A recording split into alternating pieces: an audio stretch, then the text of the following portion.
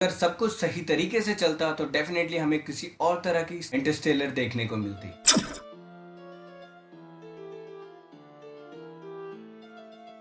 जब भी हम कभी साईफाई मूवीज की बात करते हैं तो डेफिनेटली उसका रियलिटी से कोई दूर दूर तक नाता ही नहीं होता। बट जब भी कभी हम क्रिस्टोफर नॉलन की किसी साईफाई मूवी की बात करते हैं तो अपनी मूवीज को जितना हो सके रियलिटी के क्लोज ले जाने की कोशिश करते हैं। क्रिस्टोफर नॉलन की उन्हीं कुछ मास्टरपीसेस में से एक इंटरस्टेलर। तो गाइस, आज हम बात करने वाले हैं इंटरस्टेलर से जुड़े कुछ इंटरेस्टिंग फैक्ट्स के ऊपर, जिस वीडियो में आपको जानने को मिलेगा कि मूवी के एक्टर मैथ्यू मैककॉनॉगी और क्रिस्टोफर नॉलन की बॉन्डिंग आपस में कैसी थी, और क्रिस्टोफर नॉलन के अलावा कौन कौन से डायरेक्टर थे जो इस मूवी को डायरेक्ट करने वाले थे, और मूवी को बनाने से पहले कितने फेरबदल किए गए स्क्रिप्ट में, और कितना मुश्किल था स्पेस के उन सीन्स को क्रिएट कर। ये और बहुत कुछ आपका इंतजार कर रहा है इस वीडियो में, तो इस वीडियो को पूरा जरूर देखना।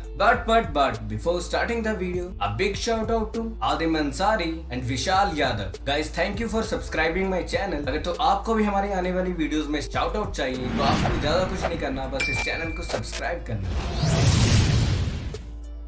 मूवी में हमने एक बहुत अजीब सा रोबोट देखा। वो रोबोट अजीब अपने फीचर्स की वजह से नहीं, बल्कि वो अपने मूवमेंट और अपने काम करने के तरीके के लिए था। मूवी में इसे फर्स्ट टाइम देखने पर मुझे जरूर लगा कि ये कोई सीजीआई का कमाल है, बट रिसर्च करते हुए मुझे पता लगा कि ये कोई सीजीआई नहीं था, बल्कि वो एक असली रोबोट था, या फिर हम कह सकते हैं वो एक प्रोग्रामेबल पपेट था, जिसे वॉइस बिल एरियन ने दिया था। डॉक्टर कीप थ्रोन, जो कि एक महान फिजिसिस्ट है, जिनसे नॉलन अपनी किसी भी साईफाई मूवी के लिए सलाह लेने जरूर जाते हैं। उसी तरह इंटरस्टेलर का आइडिया लेके इस बार भी नॉलन कीप थ्रोन के पास पहुंचे और उन्हें अपना आइडिया पिच किया। नॉलन के साईफाई के एस्पेक्ट के डाउट्स को क्लियर करने के लिए कीप मान तो गए, बट उन्होंने अपनी कुछ शर्तें रखी। उनकी शर्तें ये थी कि दुनिया में पहले से एग्जिस्ट करने वाले किसी भी लॉ का वो उल्लंघन नहीं करेंगे, ना ही कोई अलग लॉ बनाने की कोशिश करेंगे, और ना ही किसी साइंटिस्ट या उनके लॉस का इस मूवी में कोई मजाक उड़ाया जाएगा। ऑफ कोर्स नॉलन इन शर्तों को मान गए, बट मूवी में नॉलन स्पीड ऑफ लाइट को भी बीट करने जैसी कोई चीज दिखाने वाले थे, ऑफ कोर्स जिसका विरोध कीप थ्रोन ने किया, और उनको लगभग 2 हफ्ते लगे नॉलन को ये समझाने में कि दुनिया की कोई भी चीज स्पीड ऑफ लाइट से तेज अब तक नहीं है। At the end Christopher Nolan मान गए, और कीप थ्रोन ने नॉलन को इस मूवी से जुड़े जितने भी साइंटिफिक डाउट्स थे उनको क्लियर करके दिया।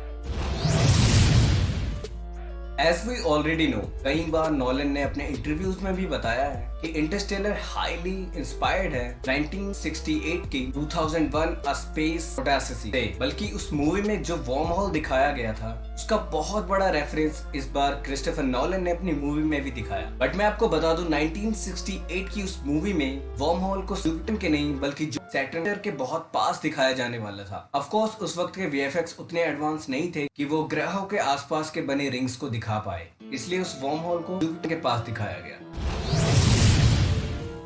जब मूवी में आइस प्लैनेट की शूटिंग आइसलैंड में चल रही थी तो शूटिंग के दौरान ही एक्ट्रेस एनी हैथवे को हाइपोथर्मिया का अटैक आया। बेसिकली हाइपोथर्मिया वैसी कंडीशन है जब हमारा शरीर हीट प्रोड्यूस करने से ज्यादा हीट लॉस करना शुरू कर देता है। ऐसा एनी के साथ इसलिए हुआ क्योंकि उनके सूट में थोड़ी प्रॉब्लम थी। जब एनी ने अपनी प्रॉब्लम नॉलन को बताई तो बजाय शूटिंग को बंद करने के क्रिस्टोफर नॉलन ने उस सीन को शूट करना ज्यादा जरूरी समझा। वो चाहते थे कि एनी की इस कंडीशन को शूट किया जाए ताकि उस सीन को एक रियलिटी टच मिले। बट जल्द ही इस सीन को बंद करके एनी को हॉस्पिटलाइज किया गया, और फॉर्चुनेटली अपने सारे सीन्स को एनी ने ठीक होने के बाद पूरे किए। मूवी इंटरस्टेलर और लोगों के बीच का कनेक्शन बहुत हद तक उसके म्यूजिक की वजह से भी था। इस म्यूजिक के लिए इस बार भी क्रिस्टोफर नॉलन ने हैंस जिमर को चुना। हैंस जिमर इससे पहले भी क्रिस्टोफर नॉलन के साथ 4 बार काम कर चुके थे, बट इस बार नॉलन चाहते थे कि हैंस इस बार कुछ भी ट्रेडिशनल तरीके से ना करे, इसलिए मूवी की स्क्रिप्ट के बारे में हैंस को बिल्कुल भी कुछ नहीं बताया गया। बट क्योंकि म्यूजिक में एक फील चाहिए था, इसलिए क्रिस्टोफर नॉलन ने बस एक टेक्स्टली एक रफ आइडिया दिया हैंस जिमर को, क्योंकि सीन्स में काफी कुछ टाइम के अराउंड हो रहा था, इसलिए मूवी को एक ही बीट के टेम्पो को चेंज कर करके बनाया गया। टेम्पो बेसिकली एक म्यूजिकल टर्म है जो खास मुझे भी नहीं पता, बट जो भी था परफेक्ट था इस मूवी के लिए। As we already know कि क्रिस्टोफर नॉलन कुछ उन गिने चुने डायरेक्टर्स में से एक है जो कि बहुत मिनिमल यूज करते हैं ग्रीन स्क्रीन्स का। बट क्योंकि ये मूवी स्पेस पर बेस्ड थी तो डेफिनेटली ऐसा सेट बनाना उस लेवल पे पॉसिबल नहीं था। क्रिस्टोफर नॉलन मानते हैं कि जब तक सीन में एक्टर घुस ना जाए तब तक उसके एक्चुअल एक्सप्रेशंस को निकालना नामुमकिन है। बट इन सीन्स को फिल्माने के लिए क्रिस्टोफर नोलन ने एक बहुत ही अलग तरीका अपनाया कि मूवी की शूटिंग से पहले ही पोस्ट प्रोडक्शन का काम प्री प्रोडक्शन में कर दिया। मतलब उन्होंने CGI और VFX का काम मूवी की शूटिंग से पहले ही तैयार कर लिया और उन ग्रीन स्क्रीन पर अपना VFX को प्रोजेक्ट किया और उसके बाद सीन्स को शूट किया। आजकल ये टेक्निक बहुत से डायरेक्टर अपनाते हैं, बट क्रिस्टोफर नोलन ने उस वक्त उस टेक्निक को अपनाकर मानो एक रेवोल्यूशनरी चेंज ला दिया VFX की दुनिया में।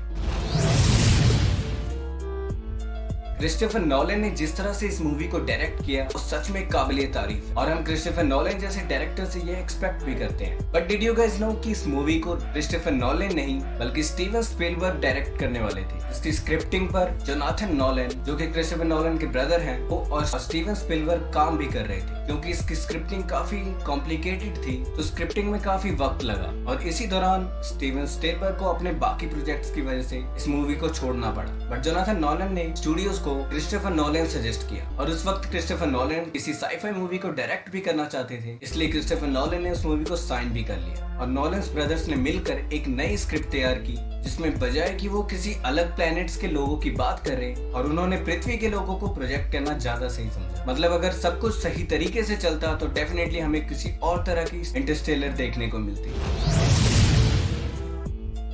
मूवी को देखते वक्त हम इतना ज्यादा गौर ही नहीं करते इस मूवी को बनाने के लिए इतना ज्यादा एफर्ट लगाओ। अगर मूवी में यूज की उस VFX की बात करें जिसके द्वारा वर्म होल और ब्लैक होल को दिखाया गया, उस वक्त तक ऐसा कोई सॉफ्टवेयर डेवलप ही नहीं किया गया था जिससे वर्म होल और ब्लैक होल को दिखाया जा सके, वो भी कीप थ्रोन्स की एक्यूरेसी के साथ। तो VFX की टीम ने ब्लैक होल की एक्यूरेसी को दिखाने के लिए एक नया सॉफ्टवेयर डेवलप किया और उसके बाद सीन्स कंप्लीट किया गया। तो हम कह सकते हैं कि एक एक सीन्स के लिए कितने ज्यादा एफर्ट्स को लगाया गया।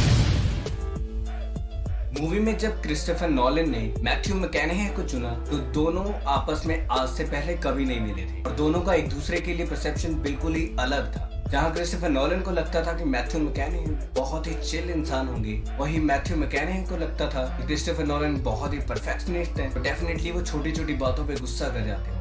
बट सेट पे दोनों काम करते करते एक दूसरे को ऑब्जर्व किया और दोनों ने इंटरव्यूज में बताया कि वो दोनों एक दूसरे के बारे में क्या क्या सोचते थे। जहाँ क्रिस्टोफर नोलन ने बताया कि वो सोचते थे कि मैथ्यू काफी ज्यादा चिल इंसान होंगे, बट सेट पे उनकी एक्साइटमेंट देखने वाली थी।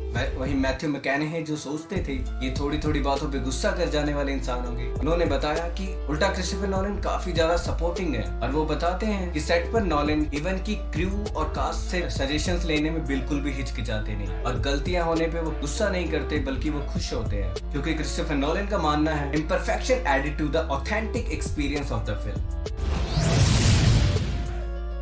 मूवी में आपने कॉर्न के खेत तो जरूर देखे होंगे जिसे लगभग 500 एकड़ की जमीन पे उगाया गया था। आपको जानकर हैरानी होगी कि ये वही कॉर्न फील्ड है जिसे हमने मैन ऑफ स्टील में देखा था।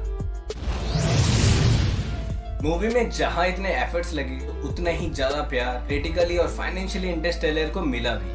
मूवी जहां $165 मिलियन पे बनी, वहीं इसने $700 मिलियन प्लस की कमाई भी की और मूवी 5 ऑस्कर्स के लिए नॉमिनेट भी हुई, जिसमें से बेस्ट विजुअल इफेक्ट्स के अवार्ड को जीता भी। तो इसी के साथ रैप अप करते हैं हम अपनी वीडियो को। अगर तो आपको वीडियो 1% भी अच्छी लगी तो प्लीज इस वीडियो को लाइक करना और हमारे आने वाली वीडियोस के लिए चैनल को सब्सक्राइब जरूर कर देना। तब तक आप हमारी बाकी वीडियोस को एंजॉय कर सकते हैं।